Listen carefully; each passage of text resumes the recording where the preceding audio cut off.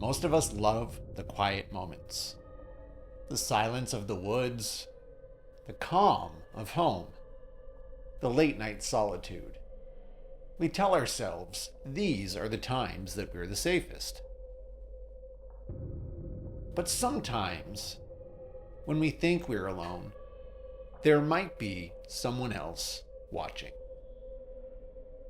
Tonight, we have 3 stories that remind us being alone doesn't always mean that you're safe.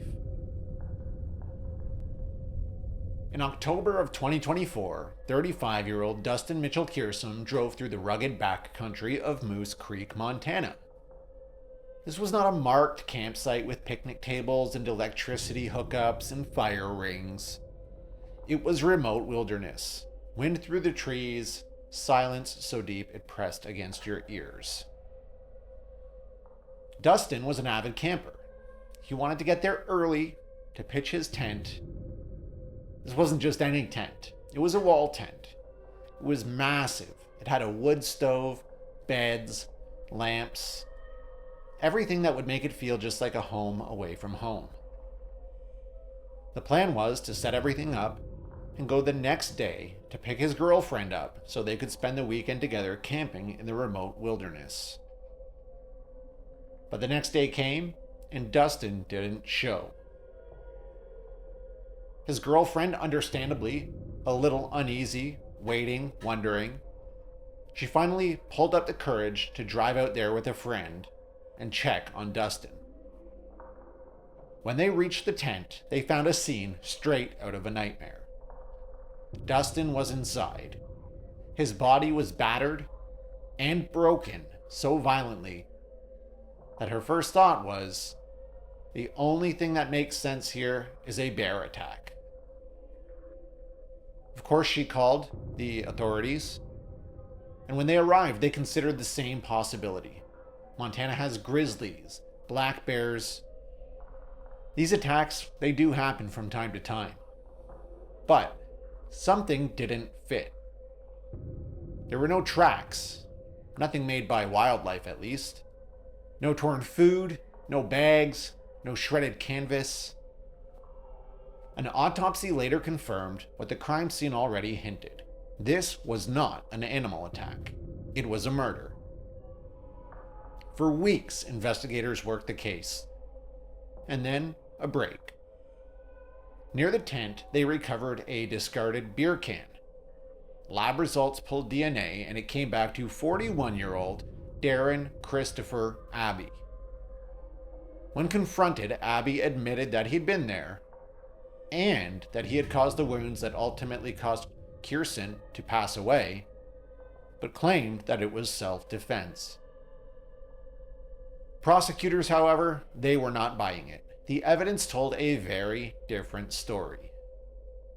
At some point, Dustin had crossed paths with Abbey, perhaps even offered him that beer.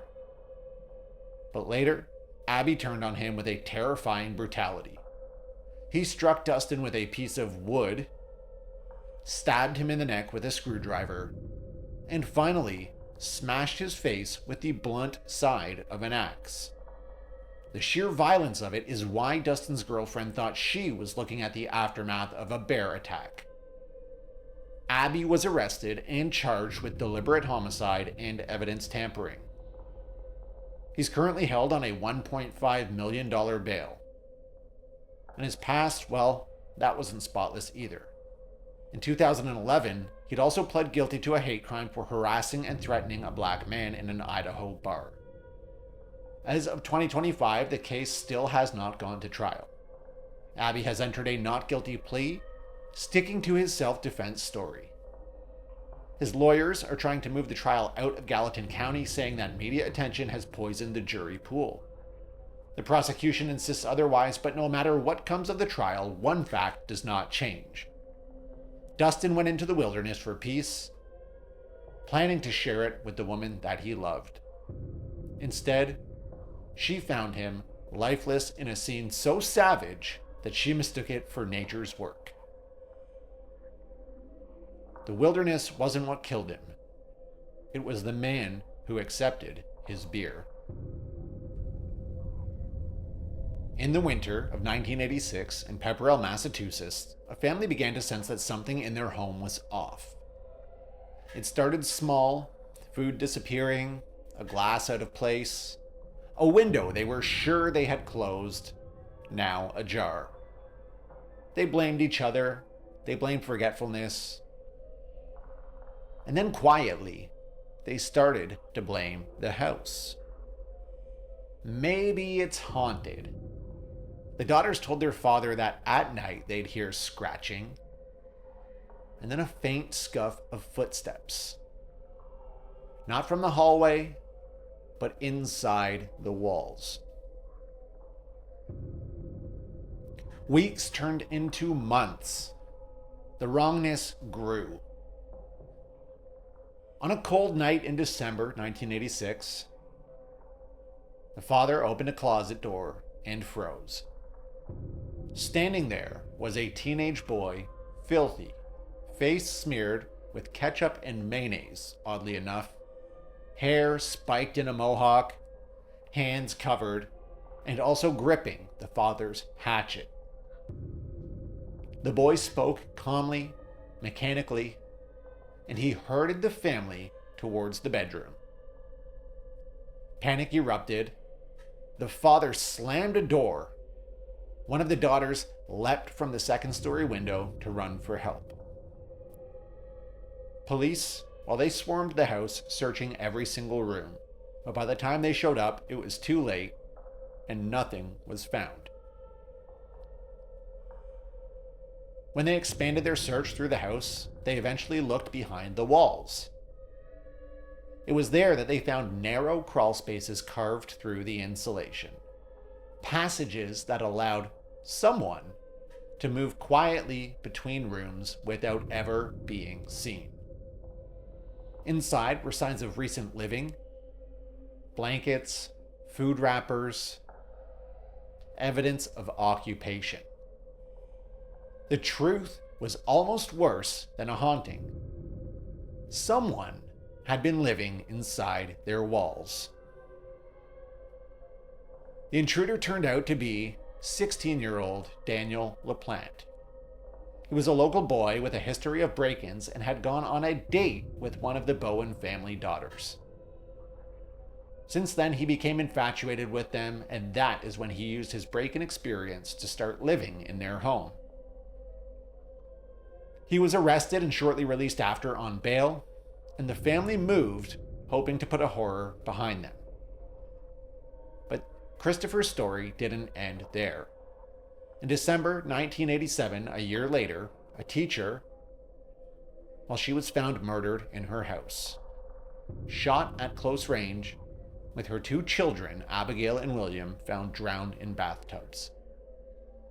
Police questioned LaPlante, who had fled again, and a manhunt soon followed. He kidnapped, stole a van, fled across towns, and was finally caught hiding in a dumpster in 1988. He was then convicted of 3 counts of first-degree murder and sentenced to 3 life terms. Decades later, at a resentencing hearing, a judge upheld his punishment. For the Bowen family, the nightmare began with whispers in the walls. For the Gustafson family, it ended in tragedy. What began as what seemed like a haunting turned out to be far, far worse. Most homes creak because they're settling. Some creak because someone or something is moving where they shouldn't be. Halloween night in Folkestone, Kent, England. A mother and her 2 boys return home at around 9 p.m. Immediately, the house feels wrong. Windows are open, doors are ajar, and toys are scattered all over the floor. Wet clothes are to be found along with drip marks all through the hallway. They search every room, hearts racing, never knowing what they're about to find around the next corner. But eventually, after they've looked through the whole house, it seems like everybody had left, and they could breathe a little bit easier, telling themselves that the danger has passed. But later that night, one of the boys bends to look underneath his bed, maybe to prove to himself that there's nothing there. Unfortunately for that little boy, his hunch was correct, and underneath his bed there was not a shadow, not a ghost, but instead the 28-year-old stranger, naked, wearing the young boy's underwear. He lay there in a starfish position, trying to disappear into the carpet. The mother screamed, the boy screamed, the stranger screamed, and the house filled with panic. Police were already on their way, and when they arrived, began sweeping the rooms until they found him again, still half naked, still in the child's underwear. Officers later described him as a bogeyman in court. Prosecutors explained what happened. There was no forced entry. Maybe the mother left a door unlocked. And nothing was stolen. The man, Ahmad Hassan, was homeless and under the influence of drugs or alcohol. He had slipped inside at some point, put on the boy's underwear because his own clothes were wet. The legal details were unclear, but the emotional scars weren't.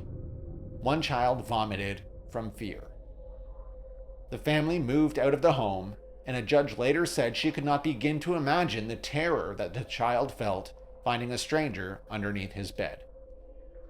Hassan was convicted after a short deliberation and sentenced to 2.5 years in prison with a 10-year probationary period. Halloween is supposed to be pretend. Masks, costumes, jump scares. But for one family, the monster under the bed was not pretend at all. So the next time your child asks you to check under the bed, remember, sometimes it's not superstition. It might be a matter of survival. A stranger in the woods, a stalker in the walls, a boogeyman beneath the bed. So the next time you feel that chill crawl up your spine, when you're sure you're by yourself, maybe you aren't wrong.